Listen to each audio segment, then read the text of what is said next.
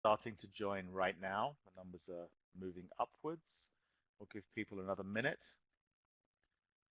Greetings wherever you are. Good morning, good afternoon, good evening, good whatever time of day it happens to be for you. And thank you for joining. If this is not your first webinar that you've joined, thank you for coming back to the ones we organize at National Geographic Learning. If this is the first time that you have joined a webinar, thank you for coming. And what I plan to do before I introduce you to the two speakers is to give a little bit of context, some explanation. The title for the talk today is Identity, Voice, and Collaboration, Tips for Bringing Big Ideas from TED Talks into the Classroom. It's not your typical English language teaching talk on grammar and vocabulary. And there's a reason for this.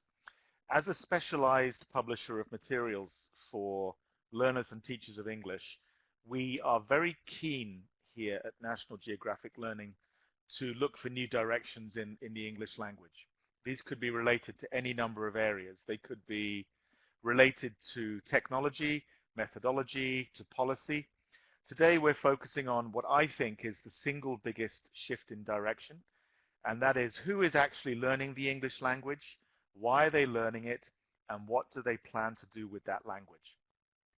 My career in English language teaching began between 25 and 30 years ago. I'm not going to be too precise with that.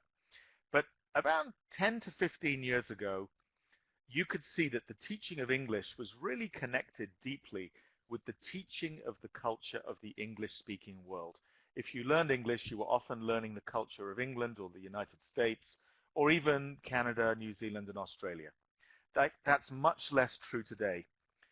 In the modern world, learners only occasionally speak to someone who speaks English as their native language. In fact, that might only be their teacher in some parts of the world. For work and travel and study, they're much more likely to be speaking to someone who is also learning and speaking English as a second, foreign, or other language. There are 5 times as many people speaking English as a second, a foreign, or another language as there are native speakers of English. So the teaching of the culture of the English-speaking world is less important. And consequently, I think striving for perfect fluency or to understand the cultural mores and nuances of English is not as important as it used to be. What really matters is communication. So what hasn't changed is the need for speakers of English to be able to speak about something.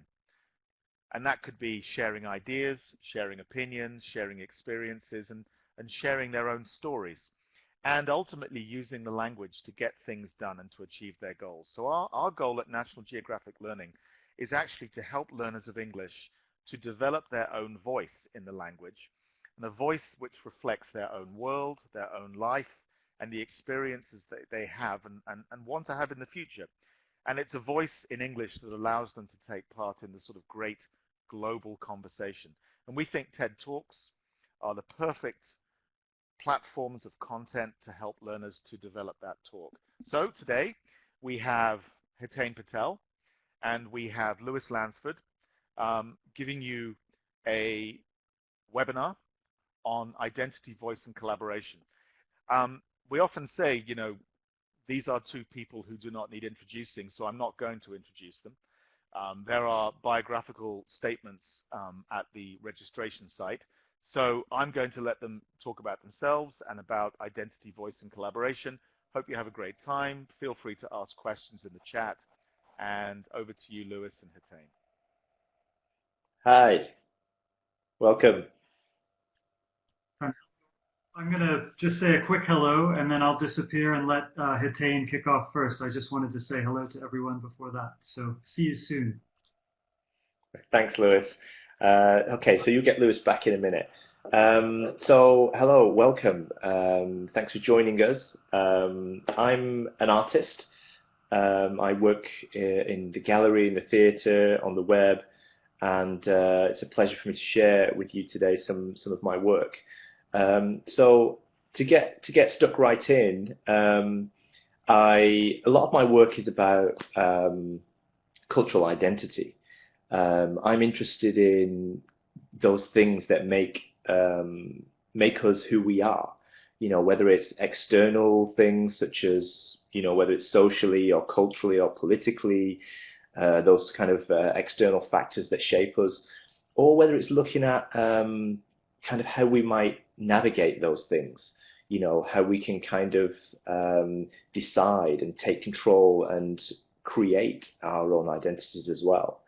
And so I do this in various ways. Often in my work, I'm interested in kind of connecting between two different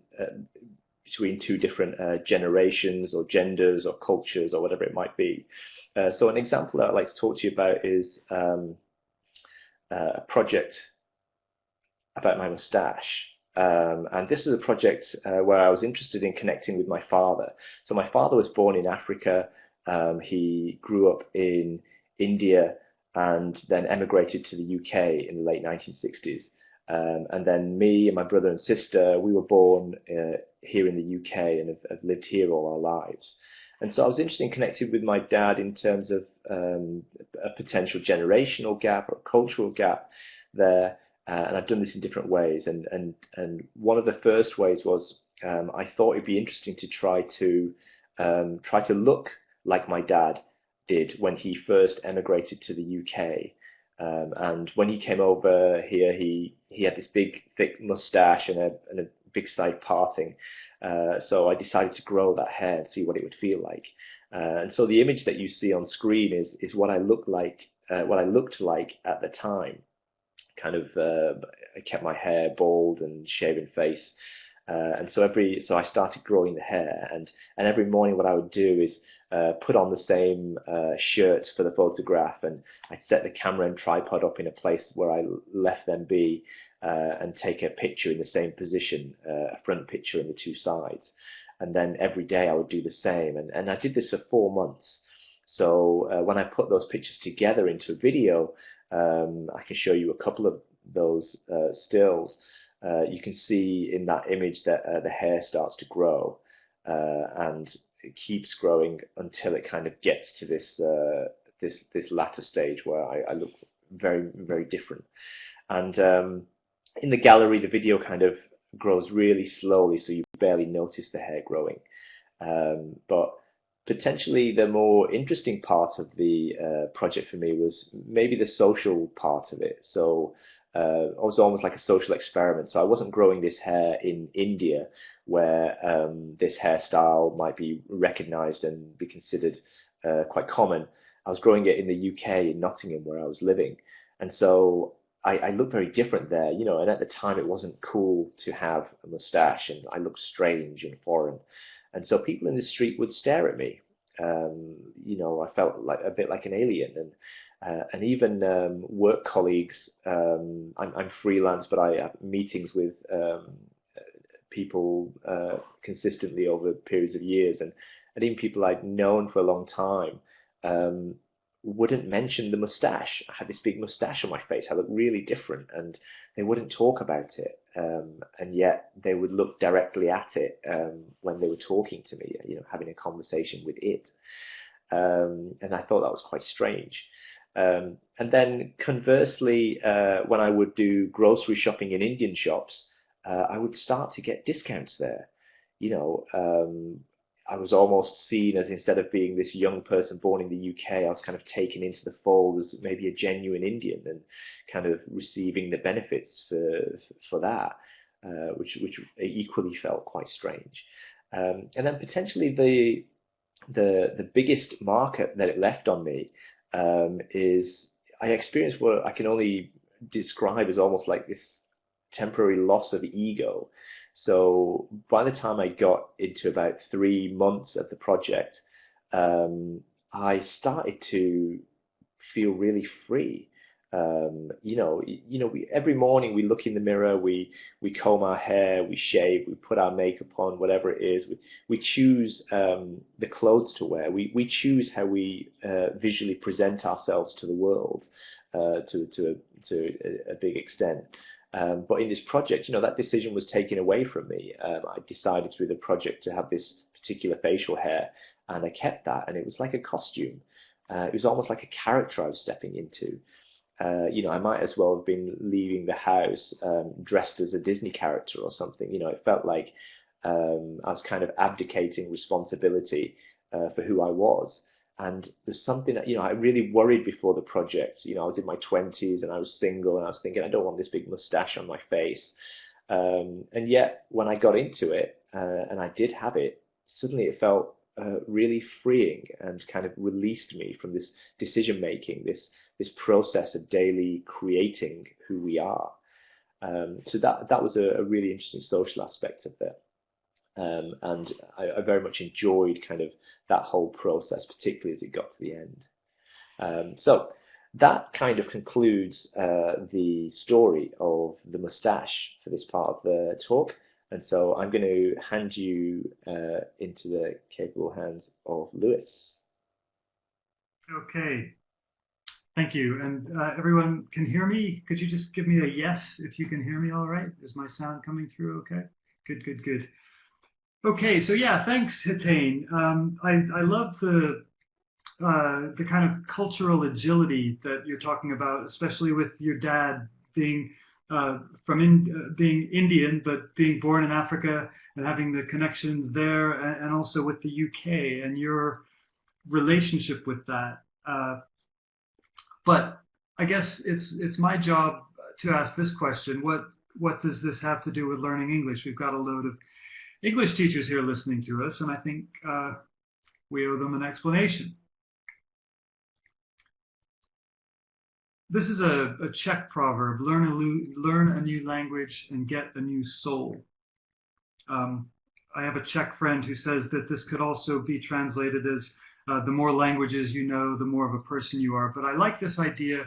We often hear people say that they feel they have a different personality in a second language. My English personality, my English language personality is different from my L1, my first language personality. And I think that's one way of describing it, but I'd like to consider it from a slightly different perspective that maybe connects more with teachers. People who speak different languages often use each language in a different context. So you might speak your first language with your family at home. Whereas, why do people learn English? A lot of people learn English for the purpose of getting an education or doing a certain job. So we could say this idea of a different identity, which is what Hetain is really talking about, a different identity associated with learning a second language, isn't so much some mysterious thing that happens in your soul because of the language, but it's more that you're doing something different in the L2, in English, if it's your L2, than you're doing in your first language. I'd like to look a little more closely at that, this idea of a second language identity, L2 identity. And for me, it's kind of made up of three parts. So we could say our identity in an L2 is what I do in that language.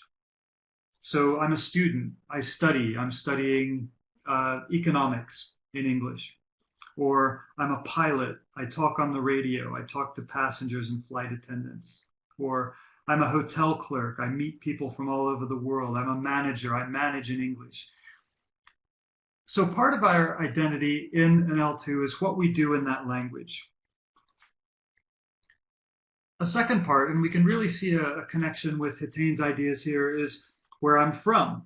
So we often think of English as this completely separate thing from our first language or where we come from. We're trying to kind of move into English as the L2. But in fact, as a user of English as a second language, I still come from some place.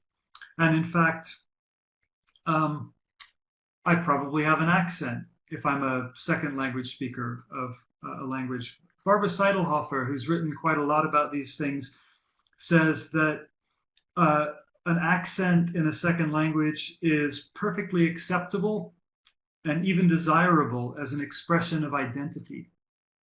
So where I'm from may become something that people can notice in the way I speak, because it's very rare for people to achieve a perfect native-like accent in a second language. The third main component of L2 identity might be who I feel I am. So when I use English, do I feel I'm an international person? Do I feel I'm a success? Do I feel shy because I'm not confident about my English? Or so I'm somebody who's struggling to understand what's going on. So it may be that I have this idea of a different personality or a different soul in my second language identity because I feel differently about my second language than I do about my first language. So continuing with looking at this from what does this have to do with language teaching? I'm a teacher and a materials writer. And I love working on books for National Geographic Learning because the goal of the publishing is to fill every page with the real world, with real life images, real life stories. Even the grammar exercises that we put in our books are grounded in real life context. It's everything you know or think about the long history of National Geographic magazine and that kind of style of journalism. And so where that connects with identity is that we invite learners to kind of interact with all of that, to interact with the real world, to think about who they are in connection with that. You develop your sense of identity in connection with the world around you.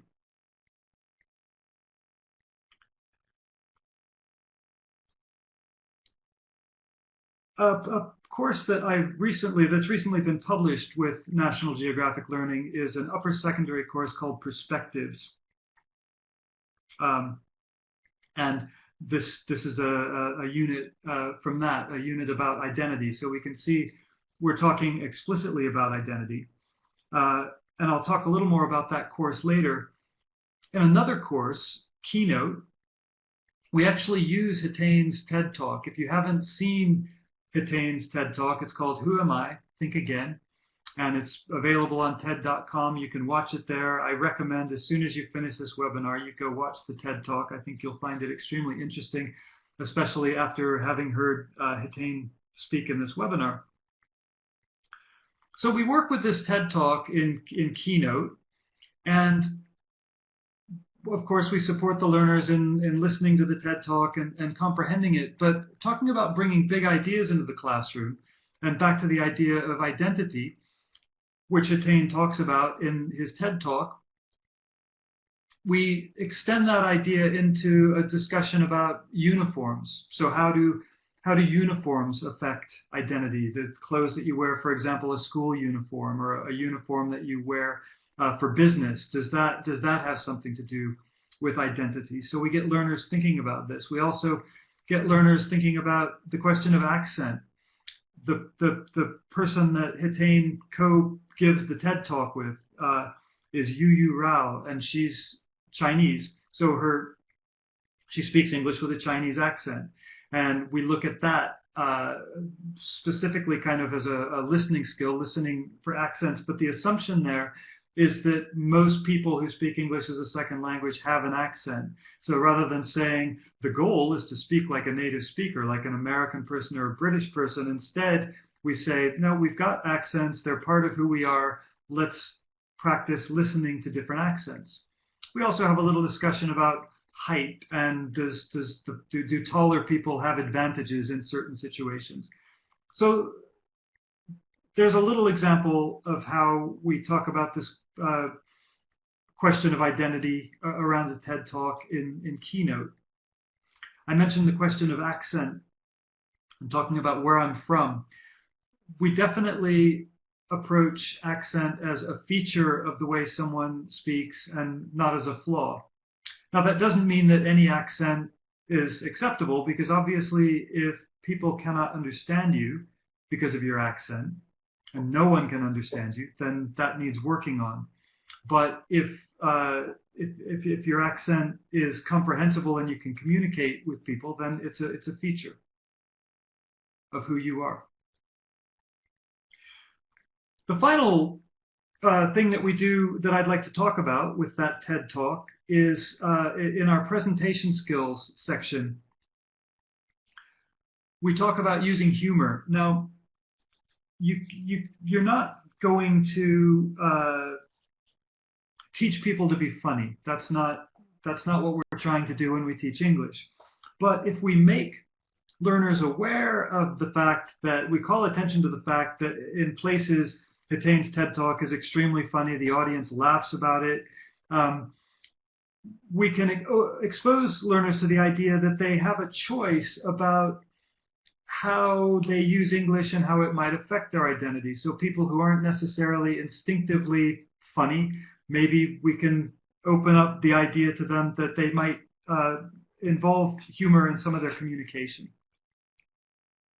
Okay, just to wrap this up, bringing it back to Hetain, if we wanted to talk about Hetain and this question of L2 identity, Heitain's identity in the story that he told, in the mustache, that bit of art that he did, what he did was he was an artist in Nottingham, and he was expressing his identity through that. Where was Hetain from? Well, he was born and raised in the UK, in the north of England, in fact, but also, in a sense, from India. And we can see that this very much fed into his identity, these different strands of his family's past and his own past. Who did Hetain feel that he was? Well, that's maybe part of the big question of his artwork. He's British and he's Indian. He's a son. He's somebody's son. He's also an artist. So all of these ideas that he had about who he felt he was entered into what he did communication-wise, what he was doing with his artwork. Okay, so just to wrap up, the three things that make up your identity in English when you're speaking it as a second language, it's what you do, it's where you're from, and who you feel that you are. So we'll leave that there for now, and I'll pass back to Hetain to talk a little bit now about what we're calling voice. Over to you, Hetain. Thanks, Lewis. Speaking of identities, I'm going to speak a little bit about an identity that I've often wished that I was, which is Spider-Man. I'm not going to be shy about it. I love Spider-Man. I always have, and I always will. And there's lots of reasons for that I could fill many talks with, but I'll just tell you a few of them. So in terms of a superhero, one of the reasons my favorite, he's very relatable. He's kind of like the comic book reader. So if you think of Superman, he's an alien, he's invincible. If you think of Batman, he's a billionaire. If you think of Peter Parker, who is underneath the Spider-Man costume that you can see there leaping, he kind of reflects the every person, the comic book nerd. He's a young guy, lives at home with his aunt. He can't get a girlfriend. He has no money. He gets bullied at school, and so all of these things that I could relate to. So I think that's why lots of people are quite into Spider-Man. And then also his suit that he wears. He's very. It's one of the few superhero costumes that cover every inch of your skin, which means that someone like me, someone of color, means we can also be Spider-Man. It means that we don't have to be called the Indian Spider-Man or the Asian Spider-Man or the Black Spider-Man or whatever it might be. It's kind of the ultimate liberation of your identity that you can step into this popular figure of Spider-Man just like anybody can from any race. So that was great for me. And so part of my artwork, I was looking into Spider-Man and, kind of in a bit of an obsessive way. And one of the things I wanted to do is to make my own Spider-Man costume. So this is what I did. I took a all-in-one blue bodysuit and hand decorated it with this 3D fabric paint. And again, it took 4 months, a bit like my mustache growth. And I sat at my kitchen table, the one I'm sitting at now, and I decorated this suit over 4 months. until it looked like this. So this is the final suit with me in it, and I'm there crouching on my kitchen table trying to be cool. And so this was, something I really wanted to try. I wanted to know what it felt like to put this skin onto my body and to see myself as this character rather than myself, for example. And so one of the next stages of this project, I used a suit for different parts of my work, but one of them was I wanted to then go back to the first sofa that I ever jumped off pretending to be a Spider-Man as a child and to recreate it in Hollywood style. So this is that sofa. So this is my grandmother's home in Bolton in the UK. You can see my grandmother in the back. And the carpets, the decoration, those green sofas back there, they're the original sofas from the late 1960s when my family moved into this home. And all of my family at some point have lived in this house. So I lived there till I was 5 years old. And that sofa that you can see my grandmother sitting on is the first sofa that I've ever jumped off pretending to be Spider-Man. So I wanted to sort of take a film crew there and to wear my suit and jump off this sofa and kind of film it in Hollywood style. And so this is what I did. And I wanted my family there to be in the work as well. So I invited them all to come. I didn't tell them what we were going to do. I just said, come dressed in your wedding gear. And we were going to bring a camera crew and we're going to make a film together. And they were really up for it. So they came. I brought a small crew of camera crew and brought equipment and lights and everything. And we made a film together. So the film that we made is a super slow motion film. It took about 3.5 seconds to shoot the actual final thing, and then we slowed it down to 1/100th the speed of real life. So it took about 6 minutes. So I'm just going to show you some of this now. And when it comes across, here it is. So the start of this film that we have, I wanted it to really feel like it was a photograph. So what you're looking at now is actually a film. And it's slowly panning out from this image that looks like a photograph. And if I speed up this video just a little bit, you'll see that it's a video. People start to move slightly. The gaze of people's eyes start to move towards me here as Spider-Man, jumping off this sofa. And this right at the top, you can see the speed. It looks almost frozen, but it's very slowly moving, is usually how fast the speed that the entire movie moves in. And I'm just going to speed it up again so you can see the motion that happens in film. The actual film, as I said, is about 6 minutes, and it all kind of pans out in this super slow motion. And so the meaning behind this film for me is it's very much about taking a leap. It's about taking a leap of faith. It's about taking a leap into the unknown, whether this is my family's migration to the UK, or whether it's my generation stepping out of those front doors and wanting to connect with the world outside, the natives, if you like.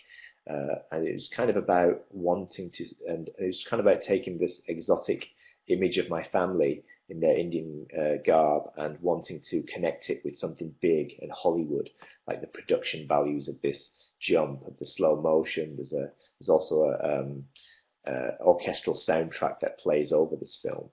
So the film for me is very much about identity, and it's about how we connect with the world and this desire to connect and take a leap into wanting to connect with people. So this is my, I'll wrap up there my story of Spidey, and I'll connect you back to Lewis. Okay, great. Thank you for that. And we can see definitely continuing the exploration of identity in that piece. But there's something else going on there that I'd like to discuss. So I have to ask, what does this have to do with learning English? What do we want to talk with English teachers about following this Spider-Man project? And I think we could say that we can draw some ideas about voice out of this. Ian mentioned voice at the beginning and our mission to kind of help people find their voice. Voice is very closely related to identity, but I think it's slightly different, and we'll look at what I mean by voice. I'll give you a couple of seconds to read this quotation from Jennifer Walker.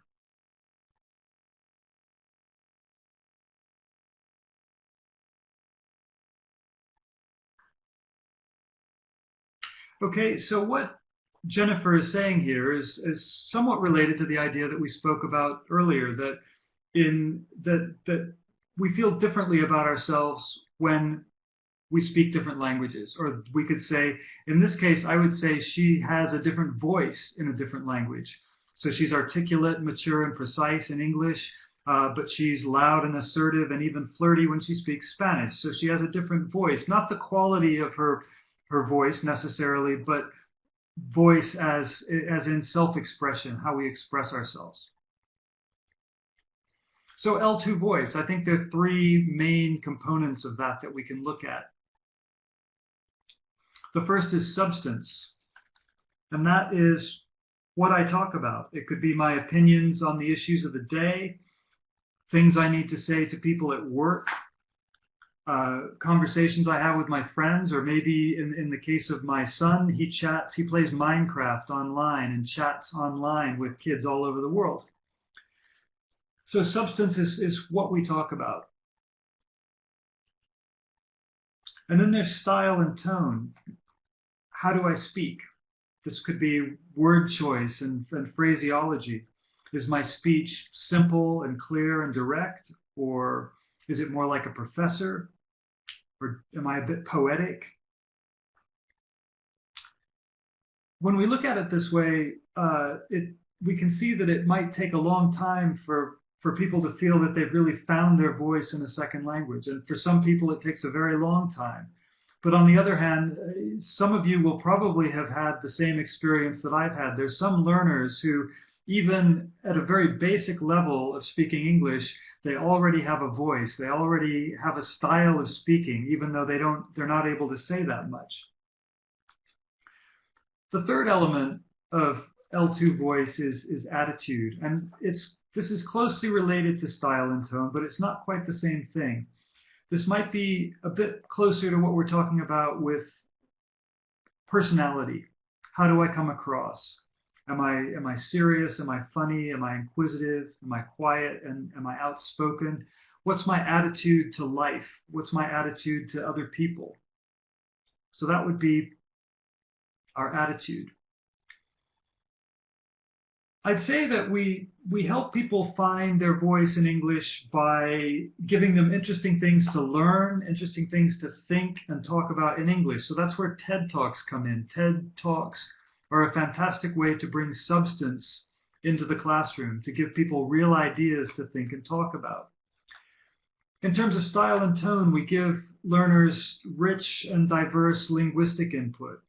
And I think especially we want to give learners lots of input of people who speak English as their second language, to show them great examples of people who found their voice in their second language. TED Talks, again, are a great source of people who don't necessarily speak perfect English as a second language, but they have something to say. They're giving a TED Talk, so clearly they have something to say. Then, in terms of attitude, we give learners plenty of opportunities to actually speak and communicate and to share their own thoughts and ideas. Like I mentioned in the first part, to interact with the real world and with real world ideas, and to develop their attitude and learn to express it. So what does this look like in our publishing? In Keynote, Unit 10, in the intermediate level, we feature a TED Talk by a woman named Pam Warhurst.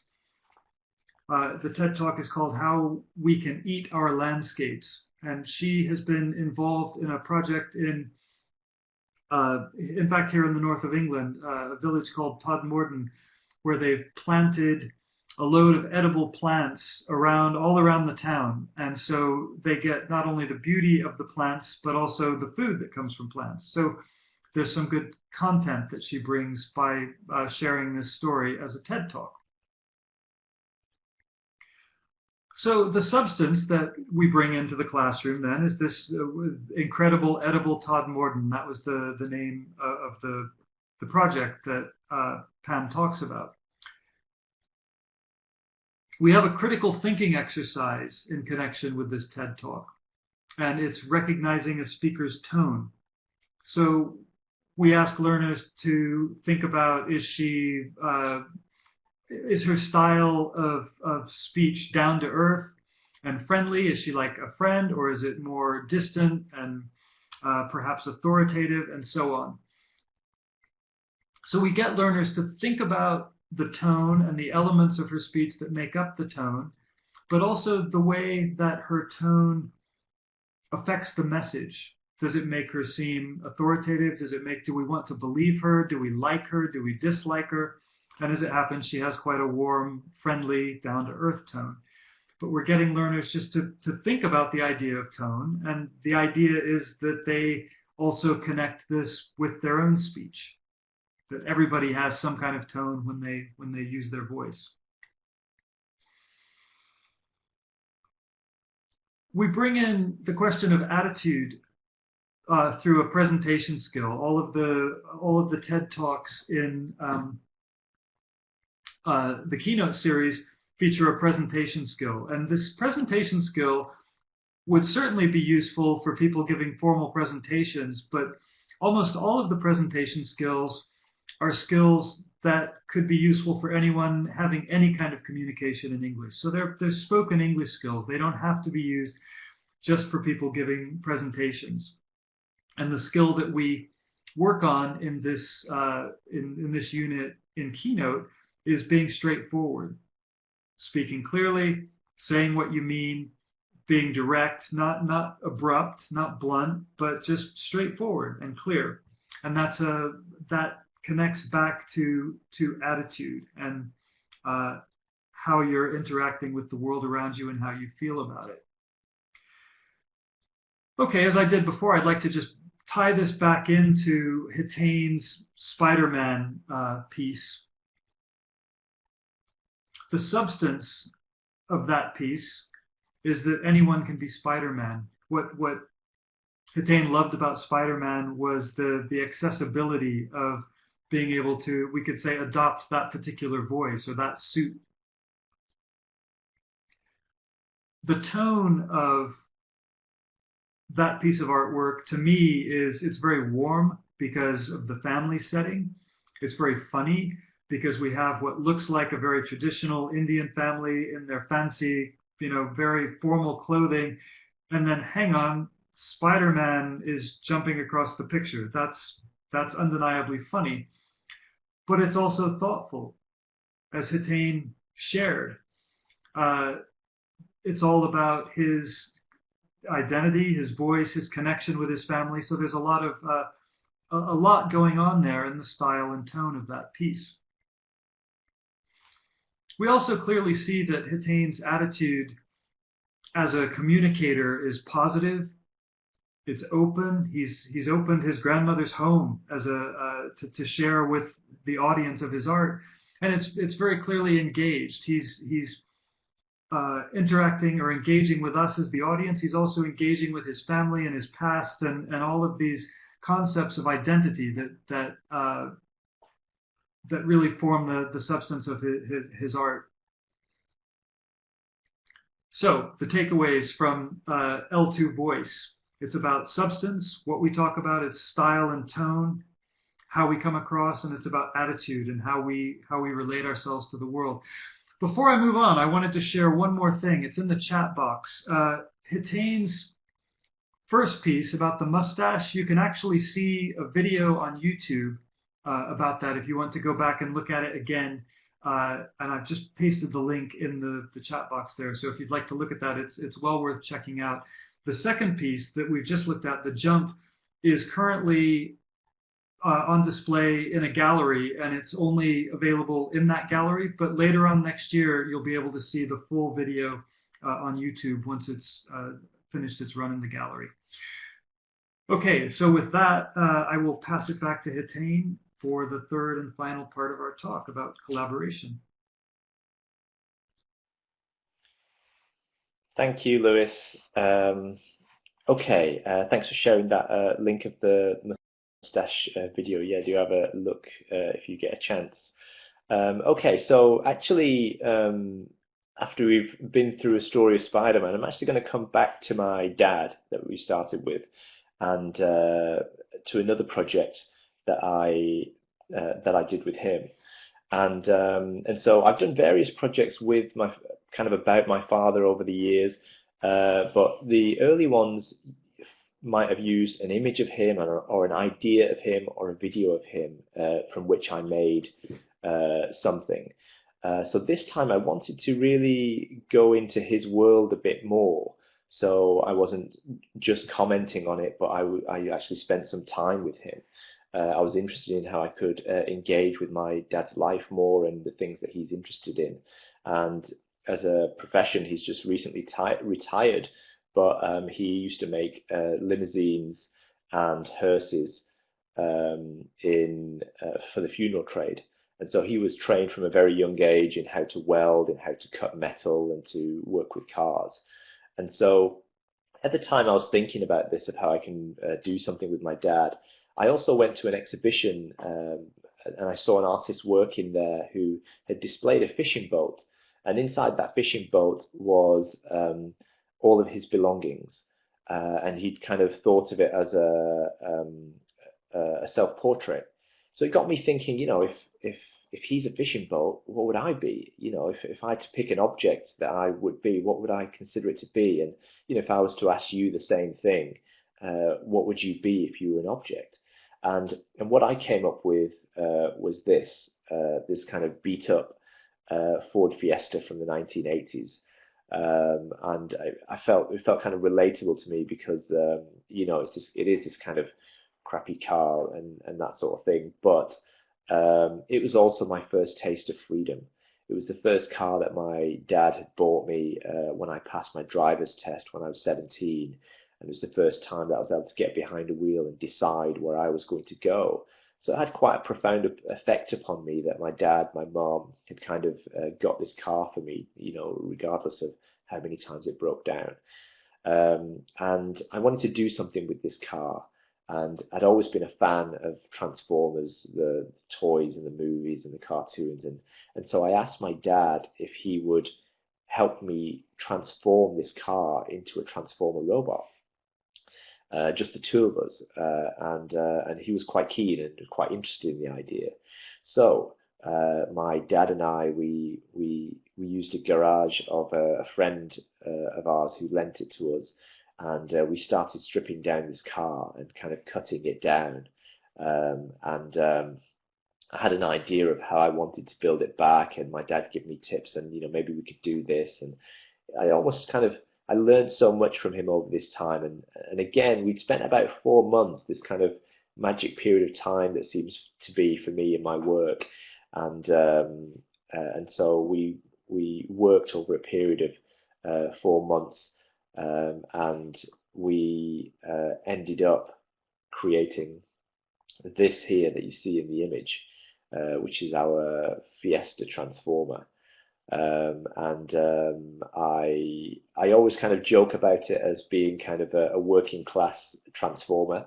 The reason being is that the car that it started with, the Fiesta, is kind of quite ubiquitous with this idea of working class Britain. You know, it was the most, for a long time it was the most purchased car in the UK, and so it's very a car for everybody, if you like. And then also this squatting pose, this crouching pose that you see Spider-Man do as well sometimes. In India, the squatting pose is only kind of done by lower classes. I see someone's comment that says "creepy hands." The hands were made out of the exhaust of the car, the exhaust pipe, and we tried to make the whole thing purely from what was there in the car. No, I'm not offended by that. Don't worry.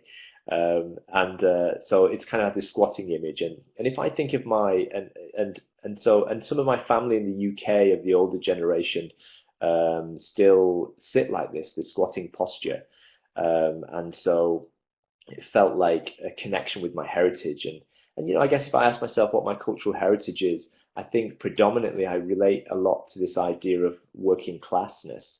My dad and a lot of my uncles and aunties either have or still do work in factories, working with their hands.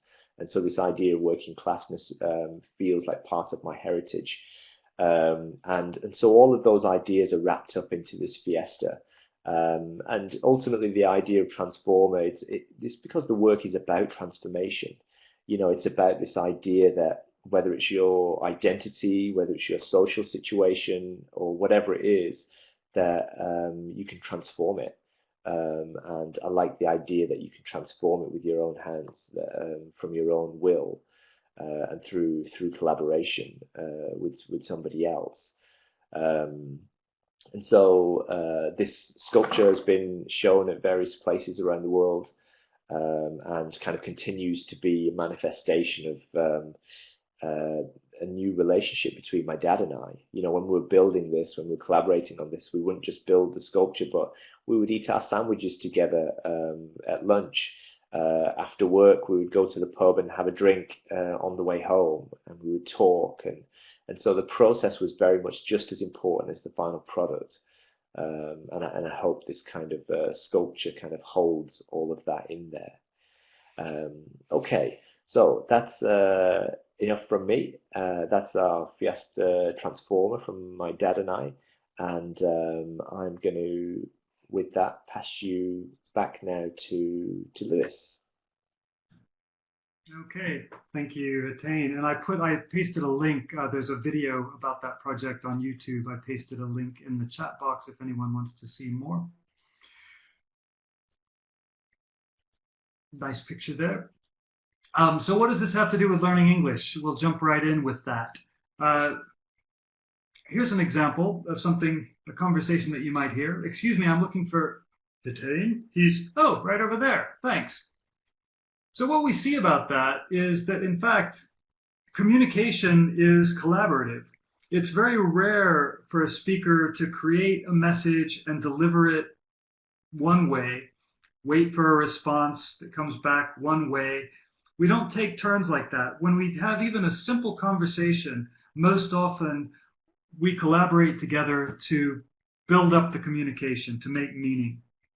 If anyone was at the webinar that I gave about a month ago, I mentioned this kind of imaginary group of engineers working in Saudi Arabia. We could have a Spanish engineer, a Korean engineer, and a Brazilian engineer working together on a gas or an oil project in Saudi Arabia. It's quite a common situation that's repeated in all industries all around the world, people working together from different countries using English.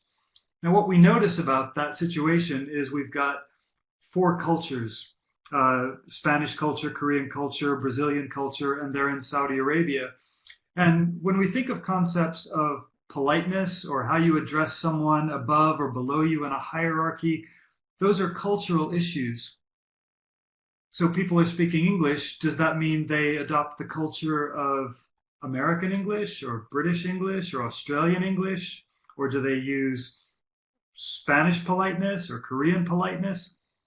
And the answer is that they have to collaborate together or negotiate together even to create a culture that they're working in, because the English language does not necessarily carry certain cultural meaning or certain cultural effects into this kind of conversation. So communication is collaborative, and Even the negotiation of culture is collaborative. So why does collaboration matter to English teachers? Well, in the classroom, what we have is collaboration. The very fact that learners are in the classroom with a teacher, what that is collaboration. It's the teacher collaborating with the learners to help them learn English, and it's learners collaborating with one another to learn English. So language learning always involves collaboration. In that short sample conversation I gave, we saw collaboration. So most communication involves people finishing one another's sentences or sharing one another's ideas. So there's a huge amount of collaboration involved just in the act of communicating in any language, not just in English. The third thing about collaboration is that it's at the heart of creativity and innovation. If you think about the project that Hetain just explained, Hetain's father would not have made that without Hetain, and Hetain would not have made that without his father. So it required, we could say, Hetain's artistic vision and his idea, and it required Hetain's dad's ability with a welding torch. So through collaboration, they were able to create this piece of artwork that says something. It's something that did not exist before. In Perspectives, another TED Talk that we use in Perspectives is the amazing story of the man who gave us modern pain relief. It's by a guy called Latif Nasser. And it is quite an amazing story of a development only in the last century of basically the first doctor who realized that pain was probably the most important issue in medicine. And before that, doctors really didn't think about pain. So we use that in a unit about health. And in terms of using it to address the idea of collaboration, this is basic language that you could see with a lot of different topics, but we talk about, we give learners the language of agreeing, disagreeing, conceding a point. If you're going to collaborate, to share ideas, or to communicate, you need the basic language of agreeing with people or disagreeing with people or conceding a point. So it makes sense that we teach that. Also in this unit and throughout, in fact, all the materials I've worked on for National Geographic Learning include the skill of collaborative listening. If you're at a party and you're having a conversation, it's a bit loud, and somebody says something and you don't hear it, you might turn to the person next to you and say, "What did she say?" And that's collaborative listening. It's a normal skill that all of us use all the time in real life. So in the classroom, we can assume that not all students will understand the same thing when we play a TED Talk or some other listening text. So we encourage learners to get together after they listen and compare notes and figure out together, kind of piece it together collaboratively from what each of the different learners heard. It's a basic listening skill. It's not cheating to ask another student what someone said. It's actually a good communication skill. In terms of creativity and innovation, also in Perspectives, throughout the entire book, more than once in each unit, we have an exercise called a challenge. And these challenges are often they often require a bit deeper thought, and most often require that learners get together and share ideas and work together to come up with something, to solve a problem, or to create an innovative idea, or at least an idea that hasn't been given to them in the text. And they do that through collaboration. All right, time is running short. I would like to just loop this back to Hetain's project with his dad. If we think about collaboration in education, the collaboration that Hetain and his dad participated in partly involved Hetain learning some metalworking skills from his dad. So they collaborated and Hetain learned something. I don't know if Hetain's dad learned something about sculpture or not. Probably he did. He certainly learned something about Hetain, I'm guessing. In terms of just general communication, as Hetain mentioned, they had their lunch together, they went to the pub together, they just hung out and communicated and kind of collaborated to learn more about each other, to kind of build their relationship on a different footing, we could say. And in terms of creativity and innovation, they created this piece of art that wouldn't have existed without either of them. So those are the ideas of collaboration that I see as they tie into Heitain's work. Okay, so collaboration in the classroom, that's what we do. Collaboration is also part of most natural communication, and collaboration is at the heart of creativity and innovation.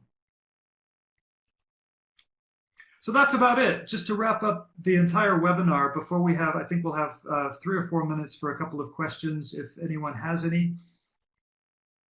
Identity.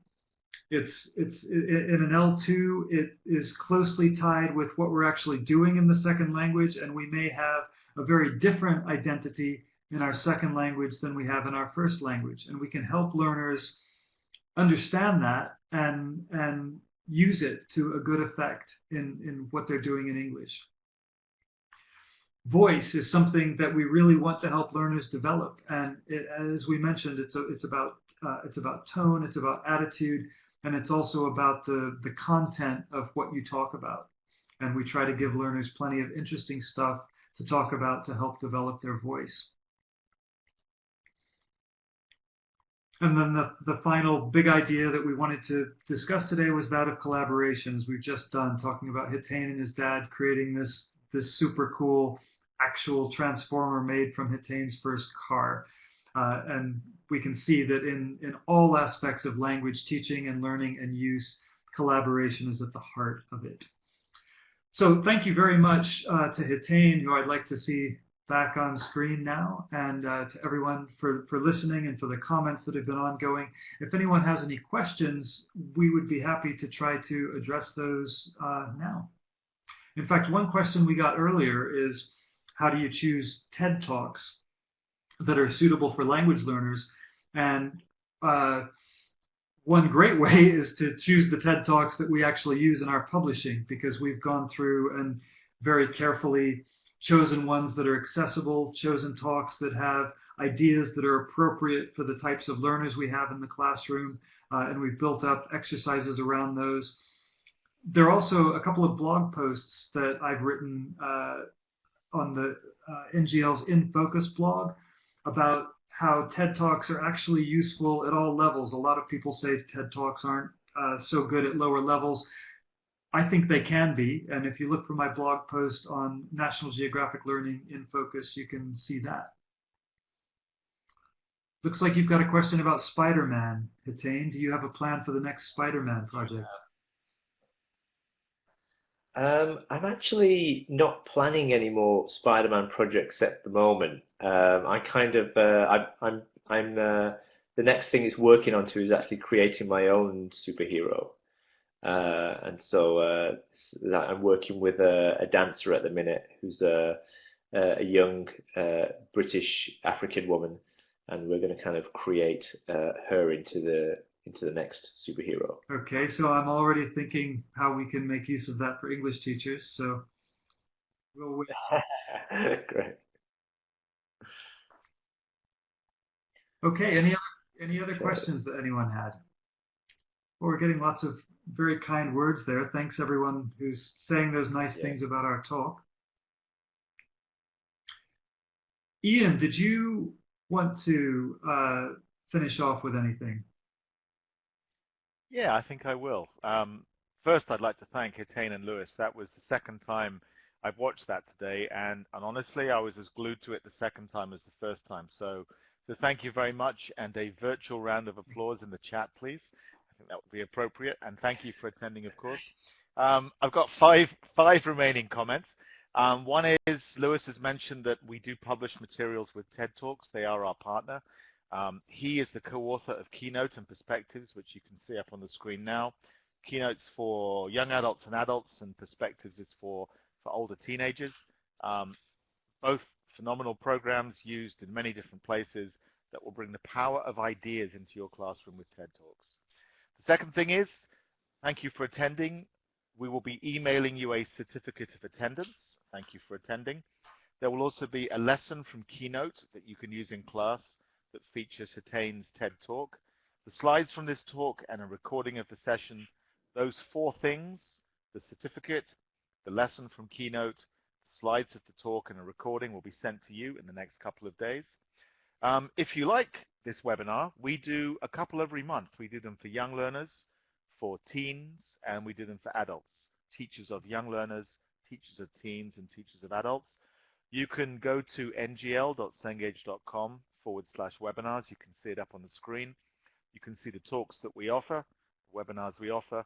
You can watch older talks archived there, and you can subscribe so you get information whenever we're going to do new ones. So we do, 12 or so every season. We also have a blog that's on the right-hand side, ngl.cengage.com/infocus.